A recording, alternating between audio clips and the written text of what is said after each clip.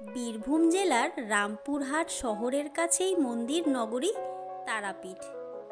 মা তারার মন্দির ও মন্দির সংলগ্ন শ্মশান ক্ষেত্রের জন্য বিখ্যাত এই সিদ্ধপীঠ। তারাপীঠ মহাশ্মশানে দূর দূরান্ত থেকে ভিড় করেন তন্ত্র সাধকেরা।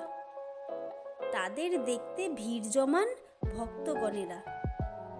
তারাপীঠ মহাশ্মশানের শ্বেত শিমুল গাছের নিচে বসে সাধনা করেন সাধক বামদেব।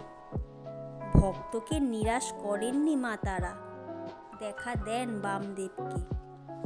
কথিত আছে, একবার দেবীর মাতৃরূপ দর্শন চান বশিষ্ঠ মুনি।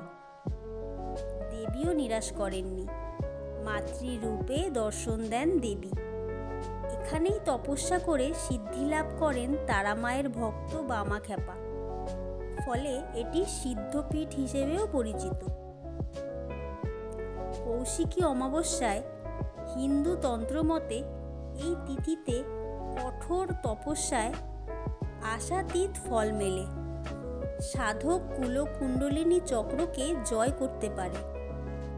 কৌশিকী অমাবস্যায় তন্ত্রমতে এই রাতকে তারা রাত্রিও বলা হয়।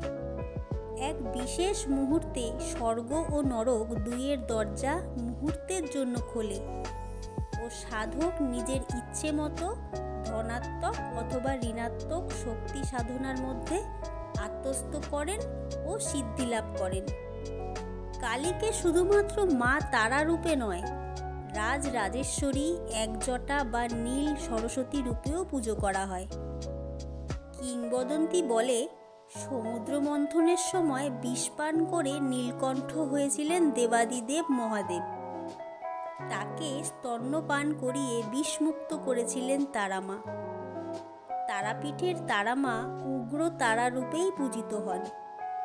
এছাড়া এখানে তন্ত্র অনুসারে ব্রহ্মার সাধনা করা হয়। দ্বিতীয় মহাবিদ্যায় তারার রূপ কল্পনাও অপূর্ব। তিনি একজটা ও নীল সরস্বতী নামেও পূজিতা হন। শনিবার মা তারার মন্দিরে ভক্ত সমাগম হয় বিস্তর। দেবী মাকে পুজো দিলে মনোকামনা পূর্ণ হয় বলে ভক্ত মনে গভীর বিশ্বাস।